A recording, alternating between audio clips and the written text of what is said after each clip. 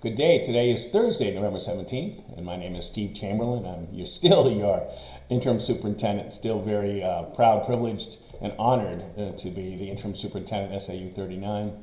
I was very happy that yesterday I didn't have to make a call regarding school, but it was the first sign of snow. Believe it or not, superintendents don't relish those calls, but I'm ably supported by facility folks, road agents in both Amherst and Mount Vernon, and so I know we'll do the best we can to have school, but also ensure safety. And please remember, ultimately, you as parents and guardians, please feel free to make the decision that's best for where you live and the conditions and what you have to do, and the schools will work out the excuse, weather-related delays and tardies and things like that. The goal is to make sure everyone is as safe as possible. It is mid-November, so we are deep in budget preparation. As I've said earlier, so I came from a small district right outside of Concord, about 1,000 kids. I was superintendent for a dozen years, worked on a lot of budgets, but one budget at a time. And we were annual school district, so I was very used to, about around St. Patrick's Day, there would be a day in March that we would all get together, start at 9 with lots of pomp and circumstances, go to about 2 or 3, and at the end of that day, we would have all the discussion, debate, and we would have a budget at the end of that day. I'm fascinated in learning. Last year I got to see the SB2 process, the deliberative and the vote from afar, kind of behind the curtain this year. 4 budgets is incredibly interesting and complicated. The other night I was at a SAU meeting and I quoted an Amherst number. I quickly caught it, and people are very patient with me. But the 4 budgets can become intertwined. Please know that the budget process in SAU 39 for all the districts is incredibly comprehensive.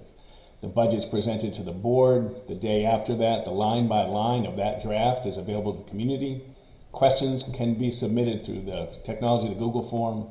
We have subcommittee meetings where we unpack each area of the budget, whether it's curriculum, whether it's facilities, food service, special education. And then we have work sessions where the Ways and Means or the advisory finance committees get together with the board and talk about the budget and unpack it more. And then it goes through, so far, probably 3 iterations. And the last step, we'll get to the final expense. We'll also talk about revenues and tax rates, and an extraordinary amount of work by Amy, our BA, and Katie, who's the budget director, all the building folks, Christine, everybody, Meg, Mina. It is really all hands on deck to trying to put together 4 budgets, respond to the community, be as transparent as possible.